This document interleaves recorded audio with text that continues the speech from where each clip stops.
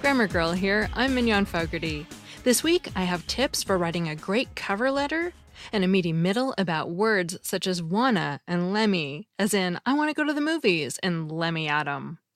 And if you're a Stitcher Premium subscriber, you can also get a monthly bonus episode, access to the entire archive of Grammar Girl episodes, nearly 600 ad-free shows, and wonderful podcasts from other producers, including standalone comedy albums.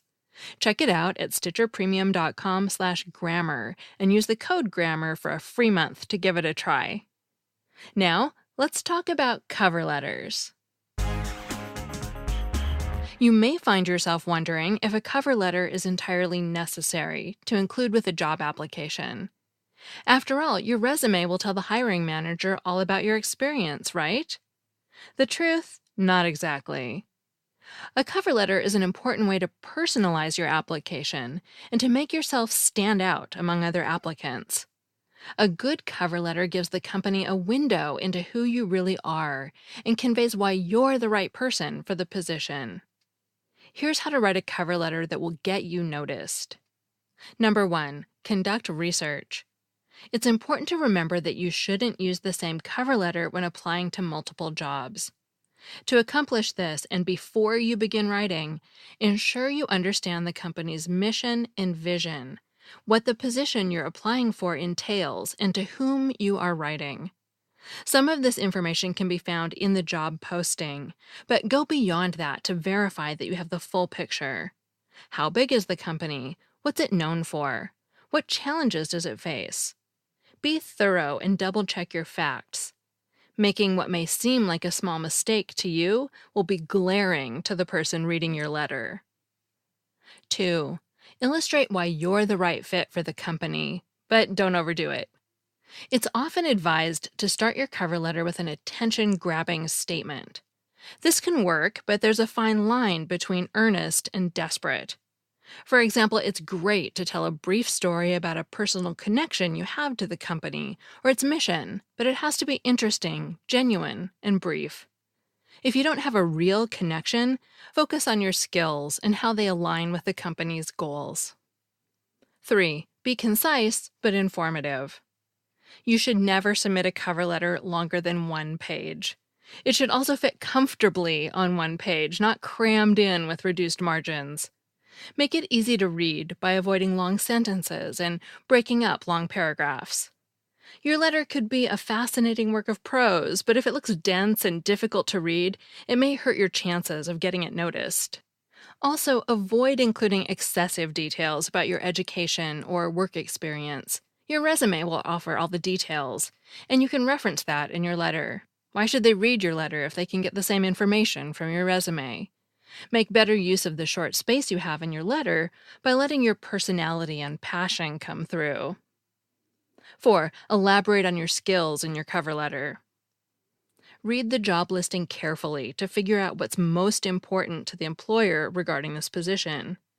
Then, highlight the experience you've had that shows your skills in that area. Focus on keywords and phrases in the listing that match your background.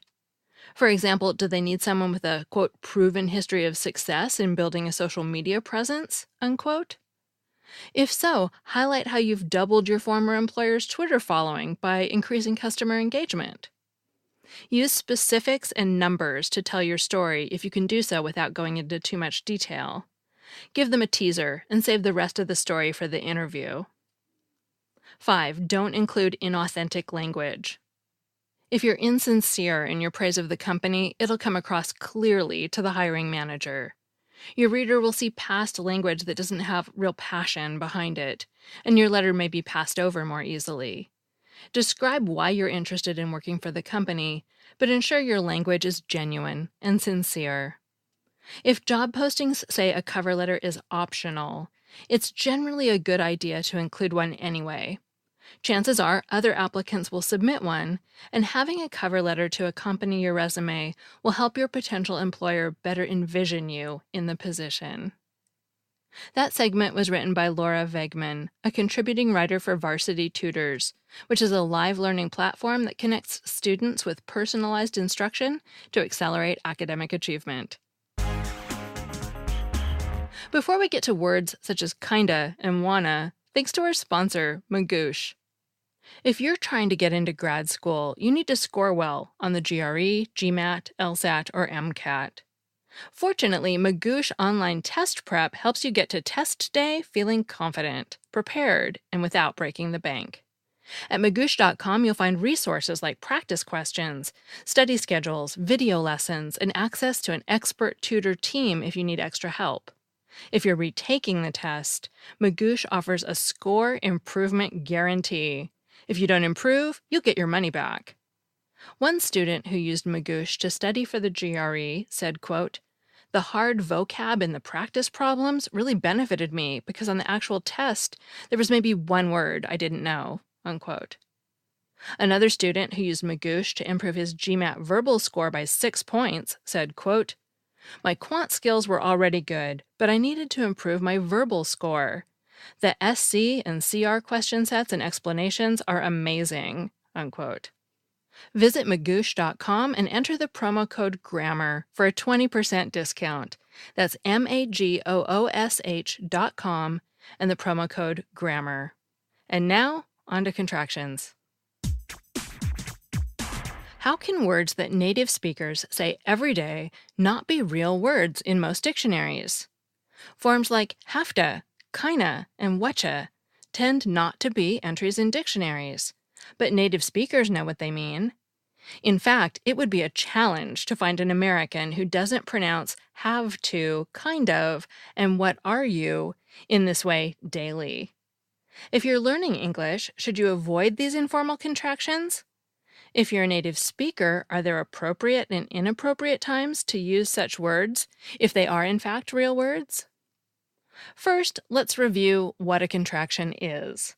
Hint, I just said one in the last sentence. Let's. This is a contraction of the words let us. Other common examples are it's instead of it is, can't instead of cannot, and haven't instead of have not. In other words, a contraction is a shortened form of two or more words. Contractions are considered informal, and so it's not appropriate to use them in formal essays or other official writing. That means avoid contractions in school essays and cover letters when you're applying for a job. On the other hand, contractions are fine to use in emails to friends and family or in other informal writing situations. Contractions like won't and couldn't are undisputably real words, but a bunch of other contractions trigger the squiggly lines that word processing programs put under problematic usage. The computer does not like any of the informal contractions discussed in this episode. Kinda, wanna, whatcha, hafta, gimme, lemme, and gonna are just a few examples of this type of contraction. All are marked incorrect. Sorry, computer program, these are real things that people say. But, computer program, you are right that these words should, for the most part, not be written. More on that in a bit. What do both a hard copy dictionary and an online dictionary say about these words?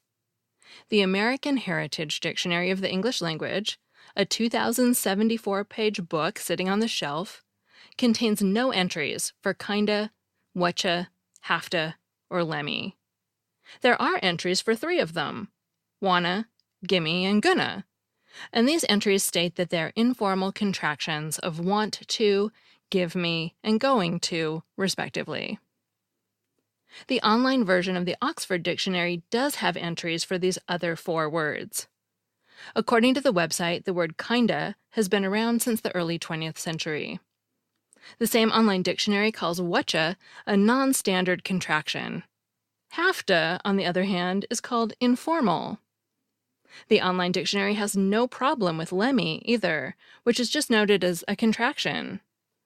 So if contractions are, by definition, informal, you could say that informal contractions are extra informal, and they're spoken more often than they're written. You won't get any points for these words if you try to play them in Scrabble or Words with Friends either. If you're learning English and are in an English-speaking country, you'll hear informal contractions everywhere.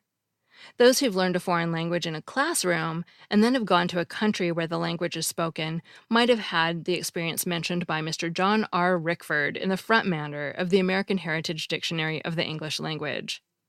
This professor of linguistics at Stanford writes, quote, "We master textbook Spanish and land in Mexico to encounter a welter of words, pronunciations, and grammatical twists we never even dreamed existed," unquote. And so it is with English, as exemplified by these informal contractions.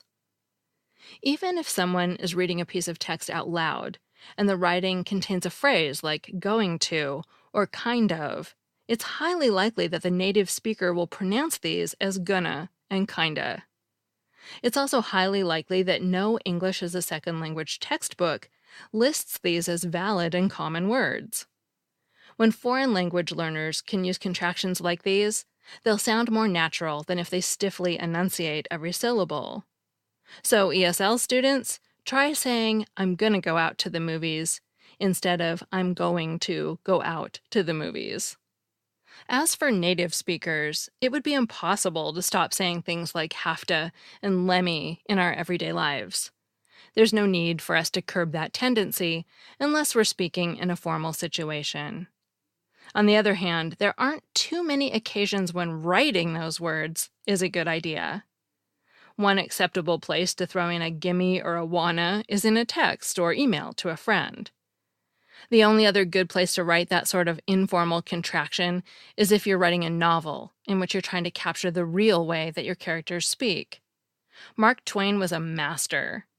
Just open up The Adventures of Tom Sawyer or The Adventures of Huckleberry Finn, and you'll see all sorts of interesting phrases and contractions that aren't in the dictionary. An example quoted in Bartlett's familiar quotations from Huck Finn is, quote, "We said there warn't no home like a raft, after all. Other places do seem so cramped up and smothery, but a raft don't. You might feel free and easy and comfortable on a raft," unquote. Well, we have to go now. Hope you kind of liked this episode. Let me know if you have any questions. That segment was written by Bonnie Mills, author of The Curious Case of the Misplaced Modifier, who blogs at sentencesleuth.blogspot.com. And I'm Mignon Fogarty, better known as Grammar Girl. You can find all my articles and old podcasts at quickanddirtytips.com. You can also find me on Twitter and Facebook as Grammar Girl. That's all. Thanks for listening.